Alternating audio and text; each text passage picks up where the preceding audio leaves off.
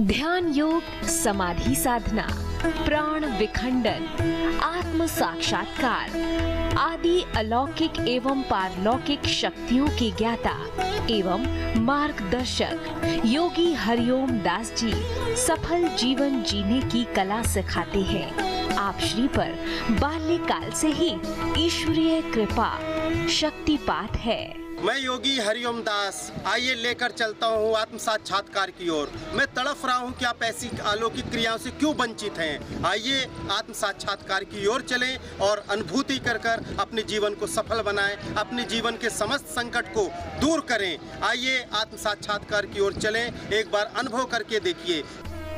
आपके स्पर्श मात्र से ही लोगों के कष्टों का अंत हो जाता है। ईश्वरीय कृपा, ध्यान एवं योग से समस्त रोगों, दुखों एवं बाधाओं का अंत करते हैं योगी हरिओम दास जी। आइए लाभ लीजिए, स्वस्थ रहिए, खुशहाल रहिए। अपने आप को जाने, अपने आप को पहचाने। शारीरिक रोग, ग्रह बाधा, मानसिक तनाव, बच्चों का पढ़ाई में ध्यान न लगना, नशा मुक्ति एवं किसी भी प्रकार की समस्या के समाधान हेतु शीघ्र संपर्क करें। ना झाड़ फूंक, ना तंत्र मंत्र से, बल्कि हर समस्या का समाधान ध्यान, योग एवं ईश्वरीय कृपा से। हमारा पता है ब्रह्मर्षि अंबाला संस्थान आश्रम, लखाखेरा, तहसील पोस्ट बड़वारा, जिला कटनी, मध्य प्रदेश। संपर्क सूत्र 6265550111, 8305555916। Email yogi_om@yahoo.com। Website www.yogaforsoul.com।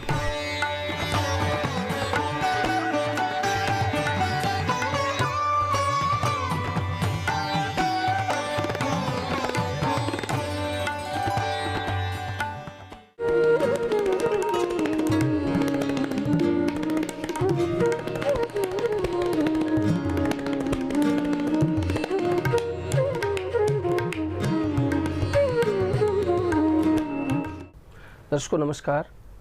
आत्म साक्षात्कार कार्यक्रम में आप सभी का हार्दिक स्वागत। पिछले कुछ समय से आप इस विशेष कार्यक्रम को सुन पा रहे हैं और समझ पा रहे हैं। हमें बेहद प्रसन्नता है कि आप लोग जुड़ना चाहते हैं।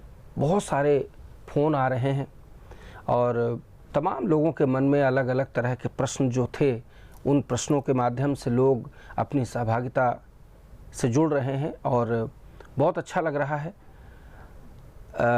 महाराज जी से जुड़ना अपने आप में ही एक बहुत बड़ी बात है, क्योंकि स्वयं महाराज जी योगी हैं। आपने हिमालय की गुफाओं में जाकर के तप किया है, आप एक श्रेष्ठ साधक हैं, आप योगी हैं। तो महाराज जी की तो आवाज़ को ही सुन लेना, महाराज जी से फ़ोन पर बात कर लेना, महाराज जी के संपर्क में आ जाना और महाराज जी की बताई हुई बातों को ग्रहण करना, आप महाराज जी के अनुसार चलना, इसी से जीवन सार्थक हो रहा है। महाराज जी की योगिक क्रियाओं से जो लोग जुड़े उनको बहुत अच्छी अनुभूति हुई है। टेलीविज़न के माध्यम से बहुत सारे लोग तेज़ी से जुड़ रहे हैं, इस बात की बेहद खुशी है। दर्शकों, यदि आपके मन में किसी भी तरह का प्रश्न है, किसी भी तरह की जिज्ञासा है, किसी भी तरह की परेशानी है, कोई कष्ट है, तो निश्चित रूप से आप इन नंबर्स पर फ़ोन करें जो नीचे नंबर चल रहे हैं। इन नंबर पर फ़ोन करके आप अपनी अपॉइंटमेंट्स ले लें, महाराज जी से चर्चा करें। आपकी समस्याओं का समाधान निश्चित रूप से होगा। कार्यक्रम को ध्यान से सुने, क्योंकि थोड़ा सा गूढ़ है विषय, इतनी आसानी से समझना मुश्किल है। नहीं समझ आता तो भी आप नंबर्स पर संपर्क करके महाराज जी से सीधे संपर्क कर सकते हैं। आप महाराज जी के पास आ सकते हैं, आश्रम आ सकते हैं। महाराज जी का आश्रम वनवासी क्षेत्र में है, बिल्कुल जिसको कहते हैं ग्रामीण एरिया, जिसको बिल्कुल जंगल में बना हुआ एक विशाल आश्रम, जो समाधि स्थल है, अंबाला ऋषि जी की तपस्थली है, वो एक जागृत स्थल है जहाँ जा कर के बहुत सुंदर अनुभूति होती है। वहाँ पर महाराज जी के माध्यम से अनेक वनवासी और आदिवासी बालकों को शिक्षा प्रदान की जा रही है। वहाँ पर बहुत सारे प्रकल्प चलाए जा रहे हैं। तो एक प्रश्न मन में आया कि महाराज जी से पूछा। आइए पहले महाराज जी का स्वागत करते हैं। महाराज जी, इस विशेष कार्यक्रम में आपका हार्दिक स्वागत, हार्दिक वंदन। महाराज जी, महाराज जी इतने पीछे जा कर के, इस तरह के जंगल में जा कर के इस तरह से वनवासी और आदिवासी बालकों का आप सर्वांगीण विकास कर रहे हैं, उनकी शिक्षा के लिए आप इतने ज़्यादा प्रयासरत रहते हैं। महाराज जी, वो शिक्षा शहर में भी दी जा सकती थी, आप आश्रम शहर में भी बना सकते थे जहां आसानी से आप लोगों से जुड़ पाते, लोग आपसे जुड़ पाते। तो इतना इंटीरियर में जा करके महाराज जी उस आश्रम को बनाने के पीछे का क्या कारण है? हाँ, देखिए आपने बहुत अच्छा प्रश्न किए।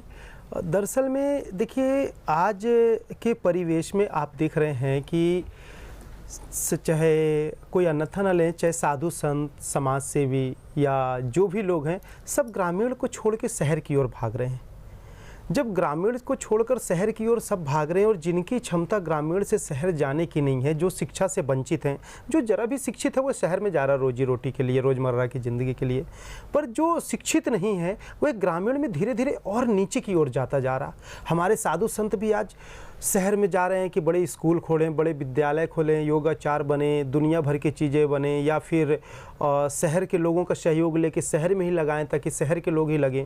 मेरा मानना है कि जो इंसान डेली मिठाई खाए, उसको मैं मिठाई एक दिन खिला भी दूं तो कहेगा हाँ स्वाद अच्छा है, 1 घंटे बाद भूल जाएगा।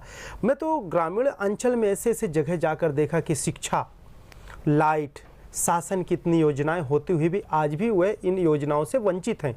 वो जानते रहिए, आप अभी लगभग 3 वर्ष पहले मैं रोड से कहीं गुजर रहा था, तो ग्रामीण अंचल के लोग कुछ आए वहाँ, तो मैंने कहा आप लोग भैया कहाँ के हैं, यहाँ के तो है नहीं। तो बोले हम लोग रेलगाड़ी देखने आए हैं। कितने आश्चर्य की बात है कि आज की आधुनिकता में रेलगाड़ी देखने के लिए वो बच्चों को लेकर लाइन के किनारे खड़े थे कि हाँ आज हम रेलगाड़ी देखेंगे। बिल्कुल सच घटना। मैं उनके पास खड़ा हुआ, फिर उनका एड्रेस लिया, फिर वहाँ मैं गया तो लगभग 40 किलोमीटर पैदल जाना पड़ा।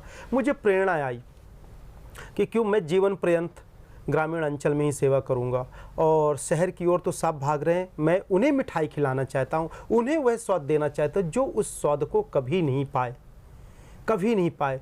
इस विचारधारा के साथ जो लखाखेरा ग्राम है, ग्रामीण अंचल है, एक तो वहाँ की विशेषता कि आज से कई हजार वर्षों की तपोभूमि है, दूसरा आत्म साक्षात्कार मुझे उसी भूमि पे हुआ, तीसरा वहाँ की भूमि बहुत जागृत है, वहाँ जाने मात्र से किसी भी तरह की शारीरिक मानसिक परेशानियाँ दूर होती हैं। चौथा ऐसा ट्राइबल में है कि चारों तरफ से जंगल और वनवासी भाई लगे हुए हैं, ग्रामीण है, जंगल है, शिक्षा से लोग वंचित हैं, रोजगार से लोग वंचित हैं।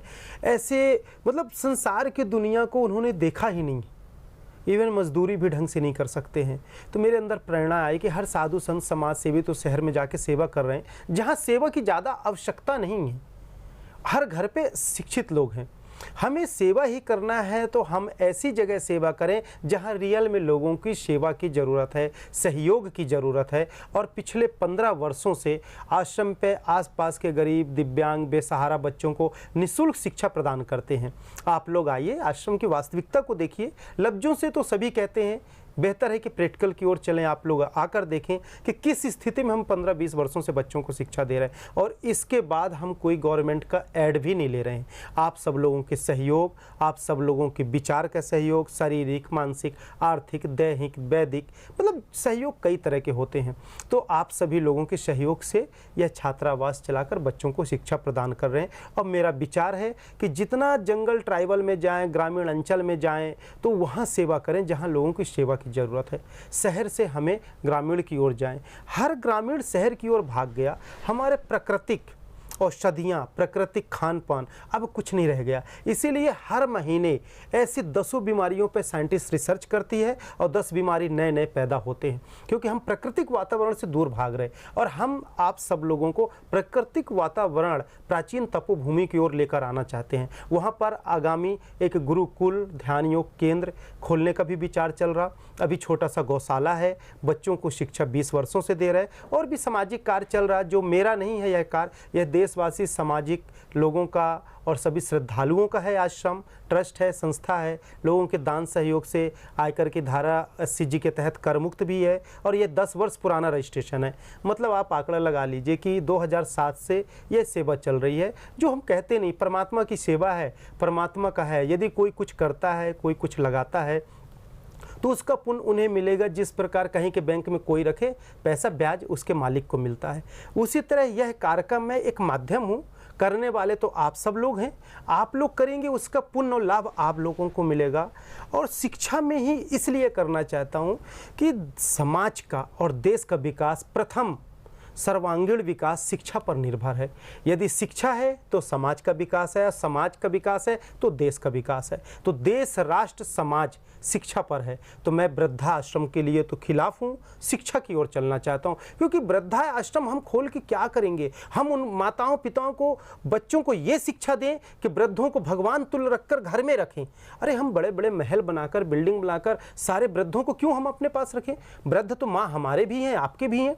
तो उनके बच्चों को यह संस्कार दें। यदि हम वृद्ध माताओं को अपने पास रखते हैं तो निश्चित हम उनके बच्चों को कुसंस्कार दे रहे हैं, हम शिक्षा नहीं दे रहे, इसलिए वृद्धों को रख रहे हैं। क्यों? कि उनके बच्चों को शिक्षा नहीं दे रहे और हम ये कह रहे हैं कि हम वृद्धों की सेवा कर रहे हैं। अरे जो बच्चा अपने माँ बाप का सेवा ना करे वो कैसे संस्कारवान हो सकता है? तो फिर हम कैसे संत हो सकते हैं कि हम संस्कारवान का संदेश दे रहे हैं लोगों को?